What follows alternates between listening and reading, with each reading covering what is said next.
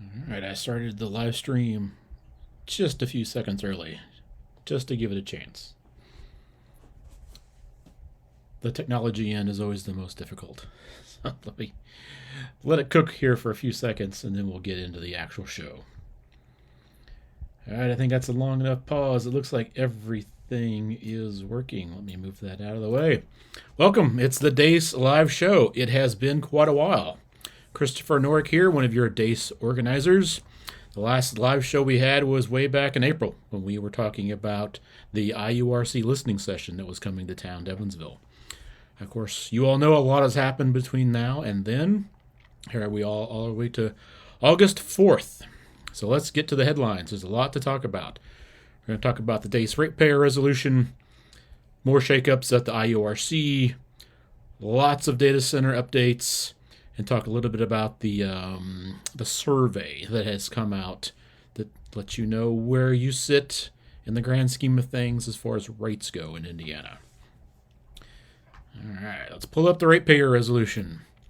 To catch you up, many DAACE organizers put this together as a response to when Governor Braun issued an official statement asking for a rehearing of the AES rate case. And AES is Indianapolis's utility. It's pretty much Marion County with a little bit of surrounding towns around Marion County, but primarily Indianapolis. They had a bump up, not going to lie. It was not anywhere near what we've seen down here in southwestern Indiana. And I think that's what motivated us to ask the governor to give us the same consideration as he gave for the residents of Indianapolis.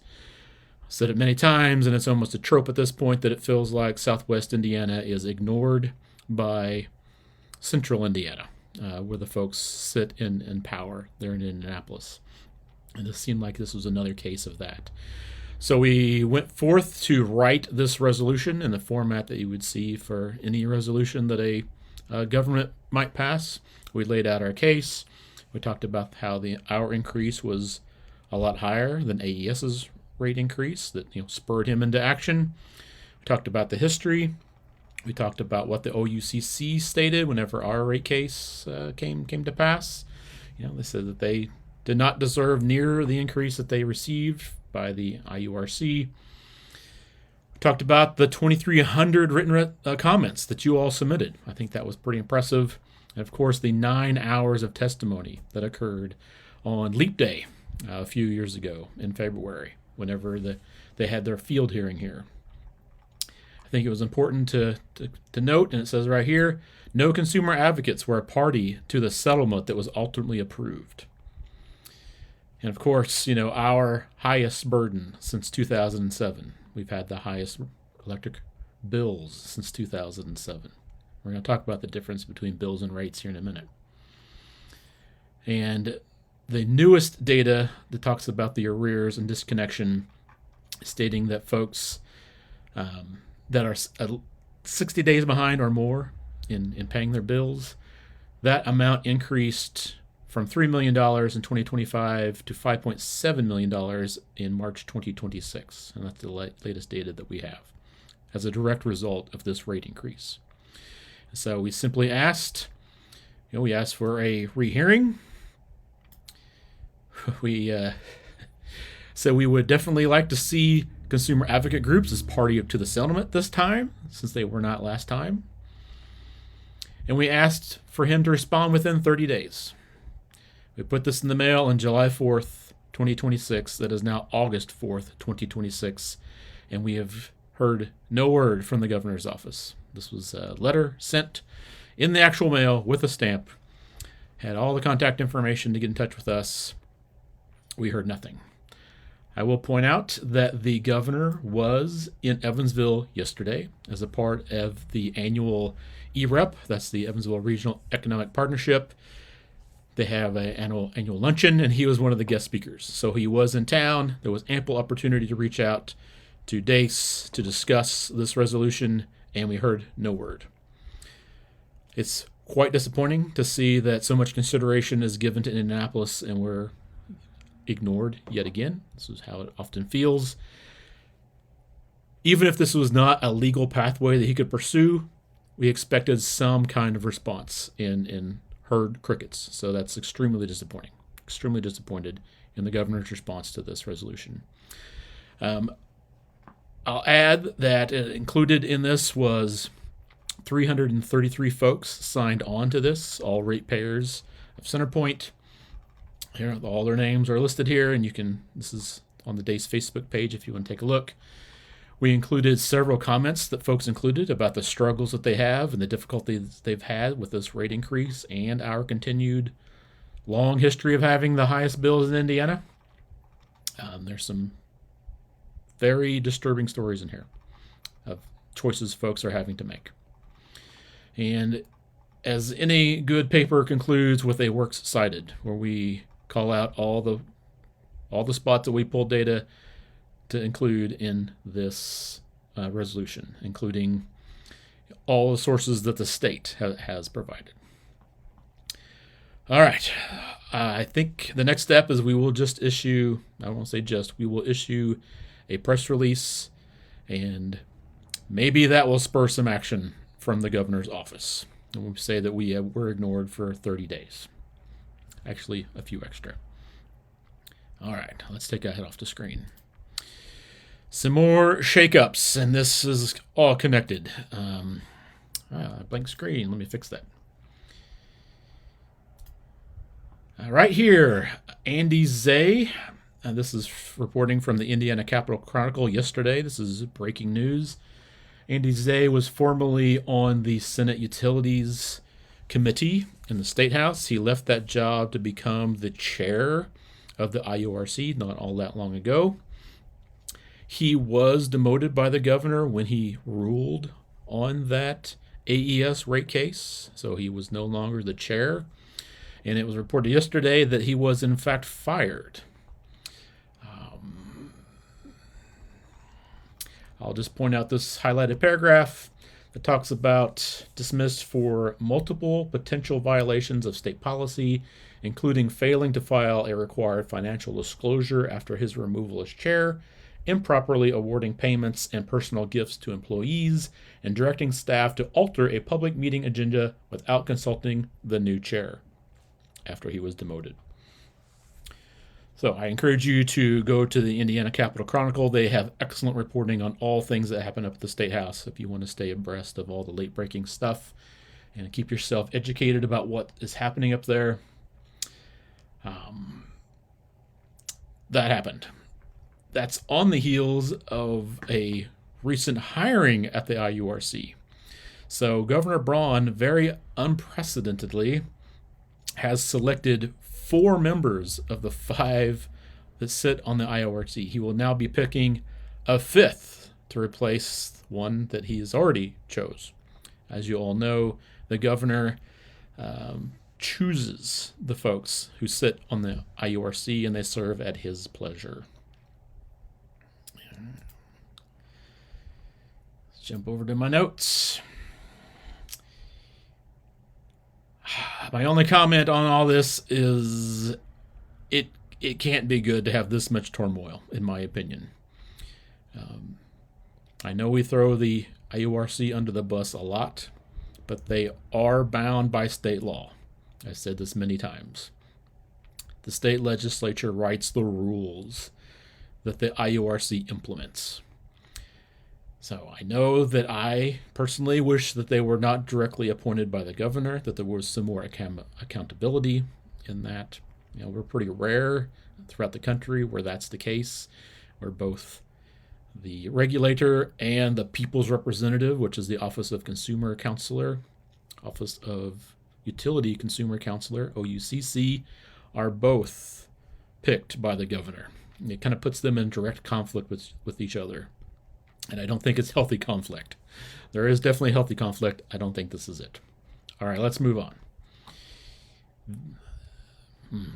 I have a lot of data center news. And before we actually dive into it, let me pull up CenterPoint's executive summary of their integrated resource plan.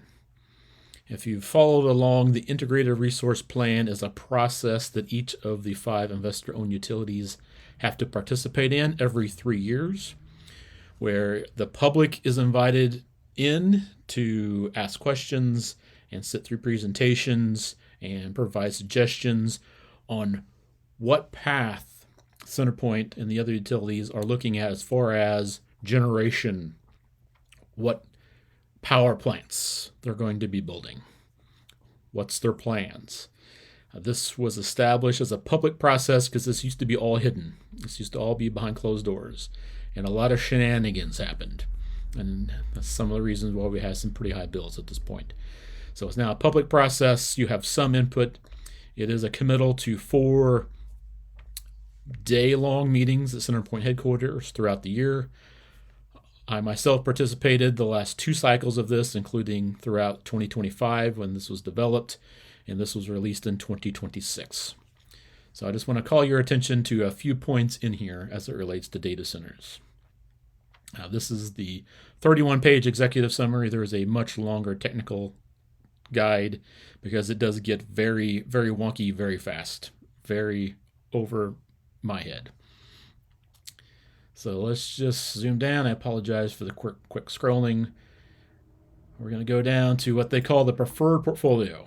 This is what they've decided on. This is the actions that they're going to take in the next 3 years as a part of a longer 20-year forecasting. They're looking 20 years ahead, but this is the 3-year period that they every 3 years this is updated.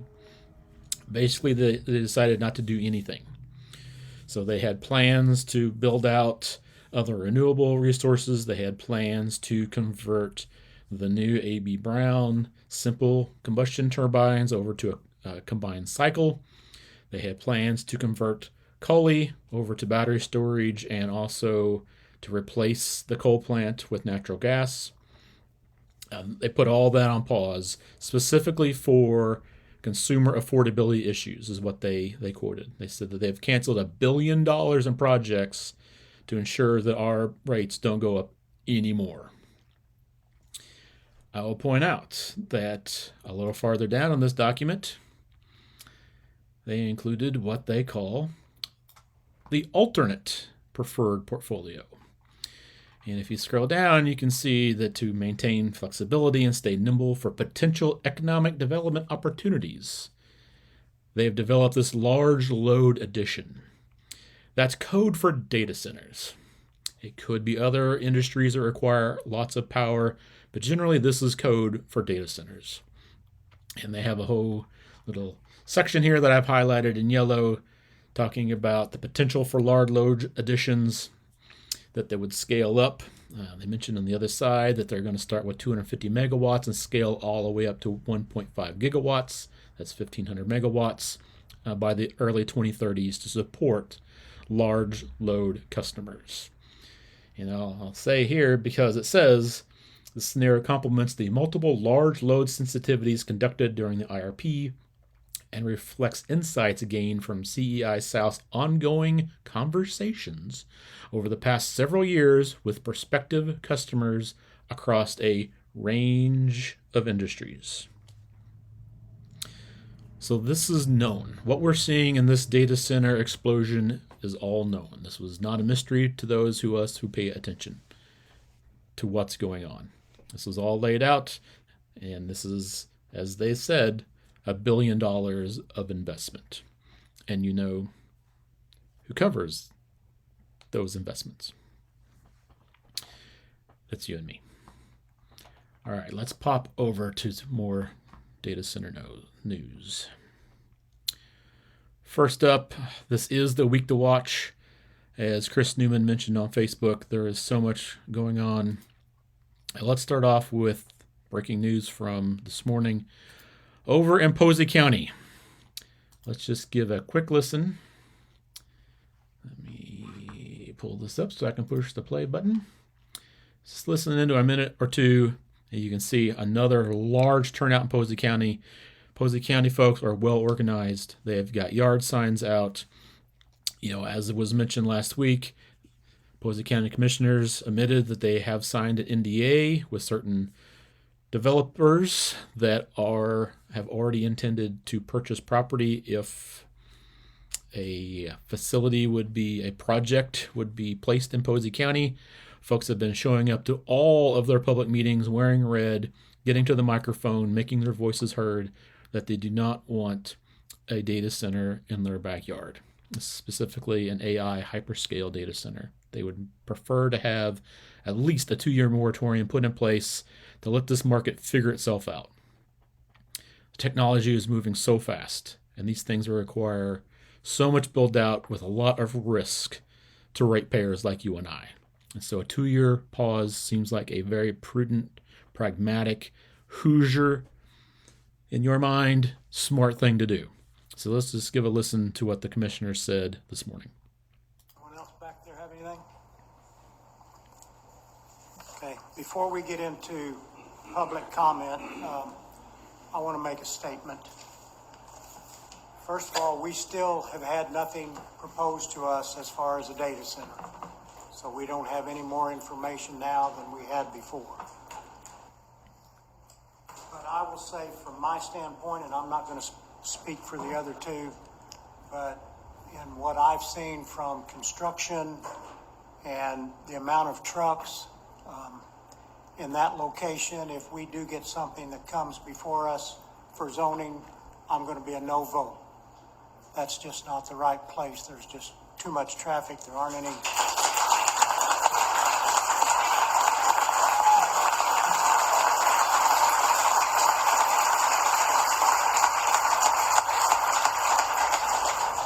There aren't any decent roads getting in there. So that being said, we still have had nothing brought to us. So if you have any questions about that, the answer is you probably still know more than we do. So I don't. If either one of you want to make any comments, that's up to you, but that's me. Well, I mentioned the other night at the APC meeting that I felt like there were serious concerns and issues with that location. I still feel that way. So, I agree with what Commissioner Collins has said. I as well. I think, that location has been agricultural for a long time. Doesn't make sense to put industrial zone in the middle of an agricultural industry area like that. So.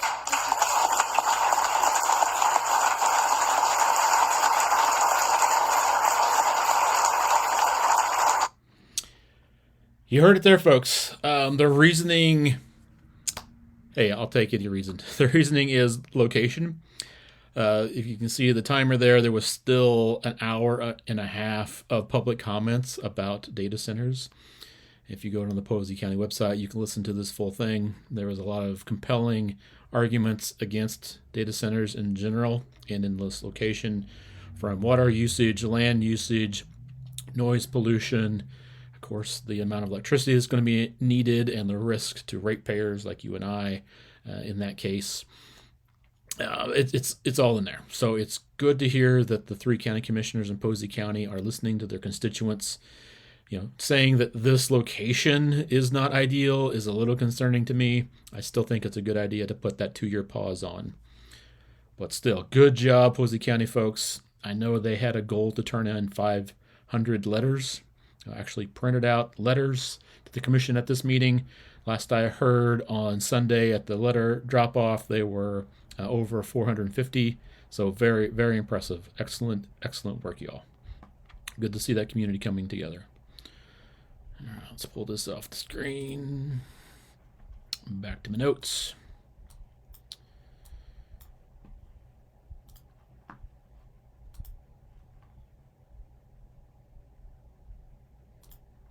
There's my notes.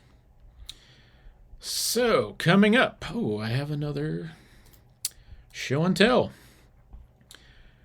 You have probably heard, if you pay attention to the news, that Vanderburgh County is now in the conversation as far as data centers go. Coming up this Thursday, and this is a chance for you all to come sit with us, make your voice heard. Coming up this Thursday, that's going to be August 6th at 3 p.m. I know that's still in the middle of the workday, but it's better than 9 a.m. like some of these meetings are. 3 p.m., room 301 in the Evansville Civic Center. This is upstairs in the main meeting hall where just about all meetings take place, including City Council, County Council.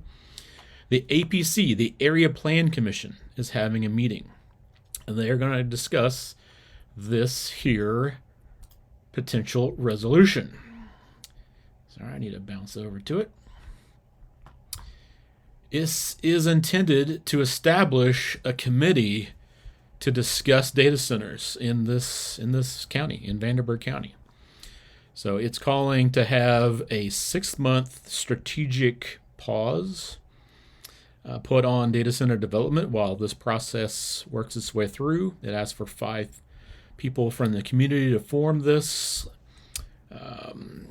committee to discuss the aspects that they've laid out in this resolution.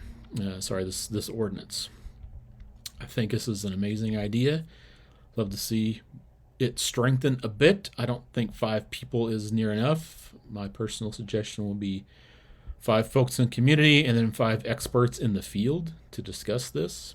There's all kinds of public health and infrastructure and very technical things that should be talked about if they're going to draft some change to how planning is conducted in Vanderburgh County.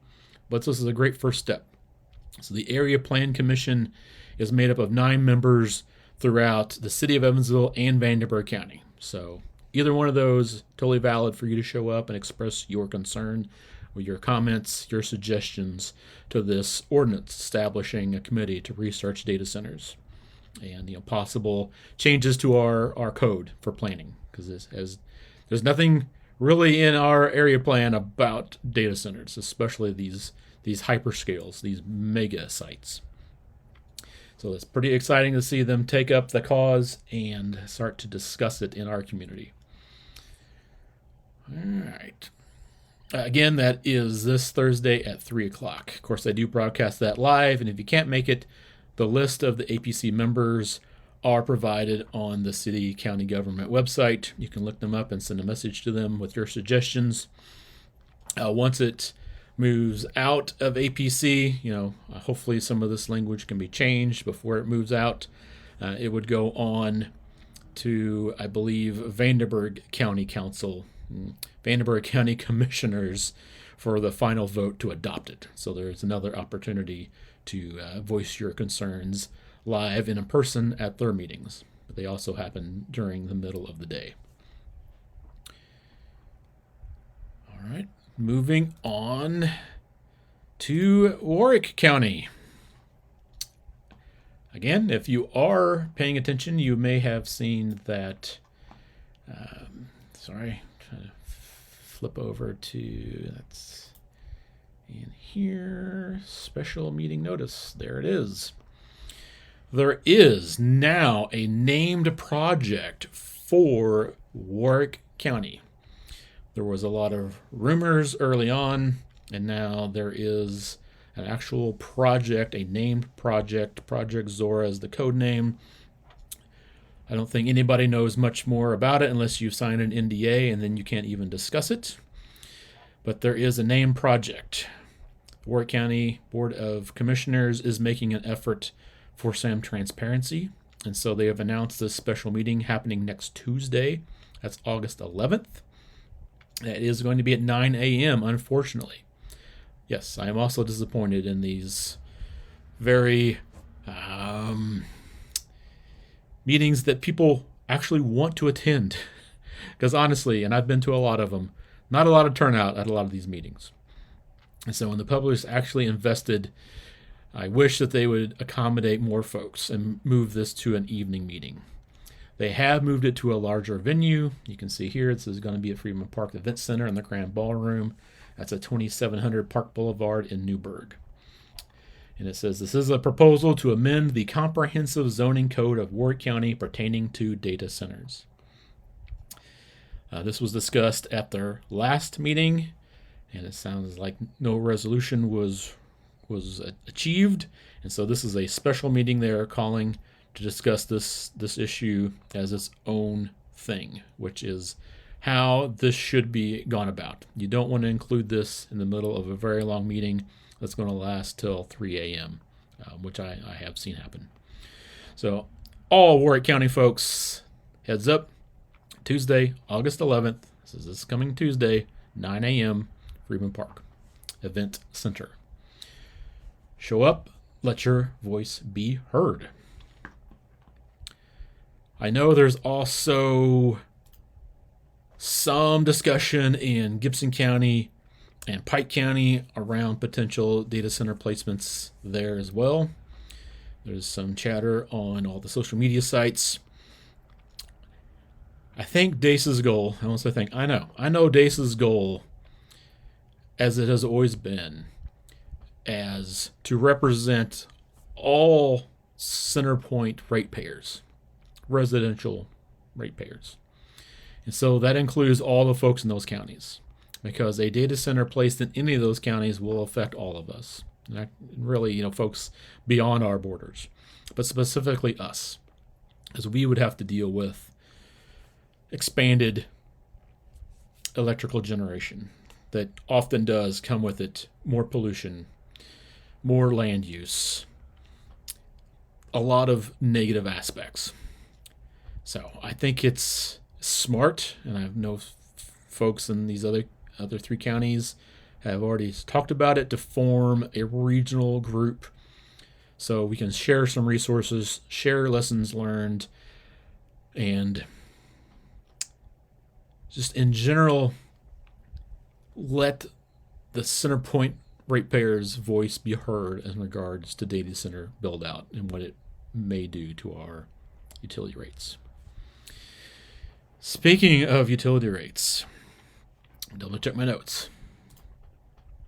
All right, yep, this is where we're at.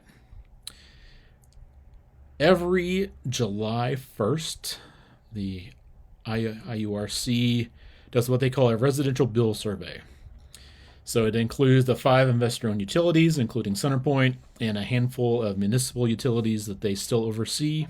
Most of them have opted out of oversight. They can do that, as have the rural electric cooperatives. They have opted out of IURC oversight.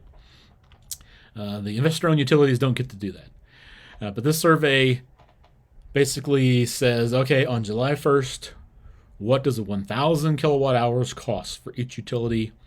We put it on a chart. We keep track of it.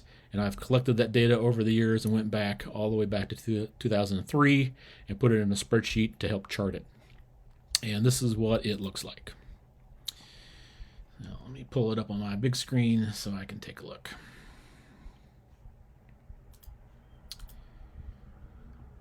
Oh, I don't have it on my big screen. I just have it right here. No problem. I know what it says. I made the chart. I really expected us to pass NIPSCO this year on this chart. You can see that they are in red. That is the utility that's in Northwest Indiana. That's NIPSCO. And you can also see in red, they've had themselves several years of extreme increase right alongside us.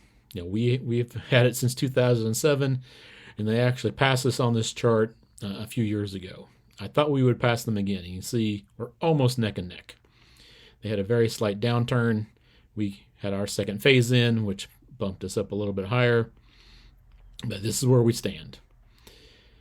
I